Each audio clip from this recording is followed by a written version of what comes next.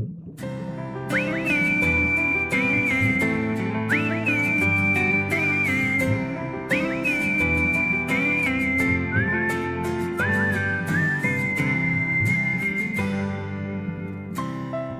ังเก็บมันไว้อยู่หรือบอกเสื้อตัวนั้นที่เซ็นให้กันก่อนจากลามีแต่หอยยิ้มหูเก่าที่เคยถ่ายกันมาจำได้บอกว่าในภาพนั้นมีไผแดงวันเวลาผ่านเลย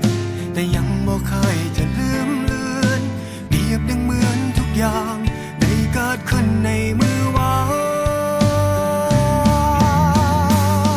นขอเสียงทุกคนที่คิดฮอดหมอเจ็บฝังใจอยู่ใส่ผู้ใดที่คิดฮอดแฟนเก่าตอนนั้นหรือยังได้ใส่ชีวิตร่วมกันยินดีนำเด้อ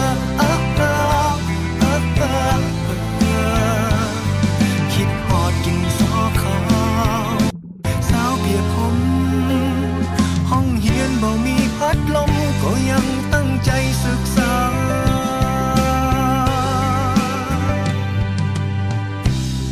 ทั้งคืนและวันจะหมุนไป5 ปี10 ปีพันคืนหมื่นวันนับจากนี้ภาพเก่าเหล่านั้นมันจำฝังใจบอกเค